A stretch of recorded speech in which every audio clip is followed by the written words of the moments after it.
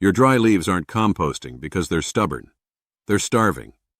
Give microbes what they actually need, and those leaves will transform into rich, dark compost faster than you ever thought possible. Why dry leaves refuse to break down. Here's what's really happening in that leaf pile you've been staring at for months. Dry leaves are almost pure carbon. Carbon provides structure, but it's not fuel. Think of it like trying to start a fire with just logs and no kindling. Microbes, the tiny organisms that do all the composting work, need three critical things to multiply: nitrogen, moisture, and sugar. When leaves sit there dry and unfed, microbes stay dormant. There's no bacterial bloom, fungi stall out, and decomposition slows to an absolute crawl. This is exactly why leaf piles can sit unchanged for months or even years in the corner of your yard. You're not doing anything wrong. The leaves just aren't getting what they need to wake up those decomposers. But here's the exciting part. Once you correct that imbalance, decomposition doesn't just speed up a little, it accelerates immediately. We're talking about a dramatic change in days, not weeks or months. The secret liquid formula.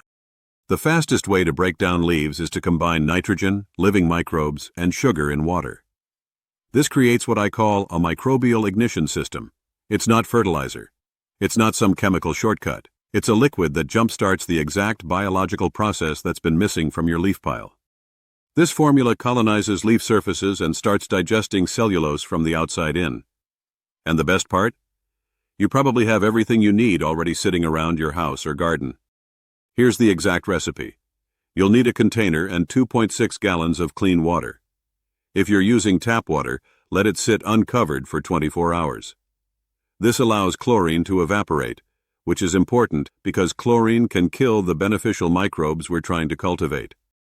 Next, add 1 cup of fresh compost or worm castings. This is your microbial starter. Think of it as the seed culture for your entire operation. Then add 1 tablespoon of unsulfured molasses. Make sure it's unsulfured because sulfur can inhibit bacterial growth. Stir everything thoroughly until the molasses dissolves completely. You want an even distribution throughout the liquid. Let this mixture sit for 12 hours, stirring it once or twice during that period. This gives the microbes time to wake up and start multiplying in the sugar-rich environment you've created. This amount treats about 35 cubic feet of dry leaves, roughly 1 large garbage can packed full, or a pile about 3 feet by 3 feet by 3 feet. Why this formula works so fast? Let's break down exactly what each ingredient does, because understanding the science makes this feel less like magic and more like the elegant biological system it actually is. Molasses feeds bacteria instantly. It's pure energy in liquid form. The moment you introduce molasses to dormant microbes, they start consuming it and reproducing at exponential rates. We're talking about population explosions in hours, not days. The compost or worm castings introduce living decomposer organisms. These aren't just any microbes. They're specialized decomposers that have already been doing this exact job in finished compost. You're essentially inoculating your leaf pile with expert workers. Water rehydrates leaf tissue so microbes can actually penetrate it. Dry leaves have a waxy coating that makes them nearly impermeable. Moisture softens that barrier and allows microbes to get inside and start breaking down cell walls. Once bacteria bloom and start doing their work, fungi follow right behind them. Fungi feed on bacterial byproducts and extend their thread-like hyphae throughout the entire pile, creating a living network. This chain reaction generates heat, improves moisture retention, and triggers rapid breakdown. It's a cascade effect. Each step enables the next one, and the whole system accelerates together. How to apply it the right way. Application technique matters more than you might think. You can't just dump this liquid on a compacted pile and expect miracles. Start by spreading your dry leaves in a loose pile, or layer them in a bin if that's what you're working with. The key word here is loose. You want air pockets throughout. Pour the liquid evenly over the leaves until they're damp but not dripping. You're aiming for moisture consistency, not saturation. If you squeeze a handful of treated leaves, a few drops might come out, but it shouldn't stream water. That's your target moisture level. If leaves feel dry to the touch after your first application, add more water. Different leaf types absorb moisture at different rates, so use your judgment. Cover the pile lightly with cardboard, burlap, or straw. This serves two purposes. It retains moisture and protects microbes from direct sun exposure, which can dry things out and kill surface bacteria. What to expect in the first 72 hours? The transformation happens fast, and it's honestly fascinating to watch if you check in daily. Within 24 hours, you'll notice the pile warming slightly. Stick your hand into the center. It should feel noticeably warmer than the surrounding air. That heat is microbial activity ramping up. Within 48 hours, the leaves start to darken and soften. The crispy, brittle texture gives way to something more pliable. You'll also notice the pile beginning to settle as leaves start collapsing. By day 3, the volume reduces noticeably, sometimes by as much as 30 to 40%. The smell shifts too, from that dry plant matter scent to something richer and more earthy. This is microbial dominance taking over. Your pile is now a living system. The shredding advantage. Whole leaves compost quickly with this method, but shredded leaves compost even faster. Here's why that matters. Shredding increases surface area dramatically. More surface area means more entry points for microbes to colonize. Instead of decomposers having to work their way through a whole leaf, they can attack from hundreds of edges simultaneously. If you shred leaves first, and a lawnmower works perfectly for this, decomposition can reach advanced stages in under a week, especially in warm conditions. We're talking about leaves that are almost unrecognizable as leaves anymore, breaking down into dark, crumbly material in just 5 to 7 days. The difference is remarkable. If you're in a hurry or working with a large volume of leaves, shredding is absolutely worth the extra 10 minutes of effort up front. Maintaining momentum. For very dry or thick leaf piles, you'll want to reapply the liquid every 3 to 5 days. Each application renews microbial momentum and keeps the process moving forward without stalling. You'll know it's time to reapply when the pile starts feeling dry again or when you notice the temperature dropping. Both are signs that microbial activity is slowing down because resources are running low.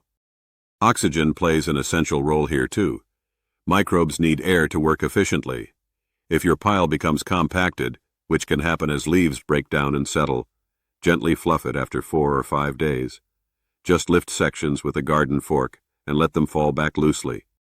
Do not turn aggressively like you would a traditional hot compost pile. Gentle aeration is all you need. This keeps decomposition aerobic and completely odor-free. Aggressive turning can actually disrupt the fungal networks that are doing so much of the work. Why this beats traditional compost bins? Bins restrict airflow and slow microbial spread. The contained environment seems like it should help, but it actually creates bottlenecks. Air can't circulate freely, and fungi can't expand as easily. Open piles with moisture control compost faster because bacteria and fungi can spread in all directions without barriers. You get better oxygen exchange, better temperature regulation, and faster colonization of new material. Here's an even better trick.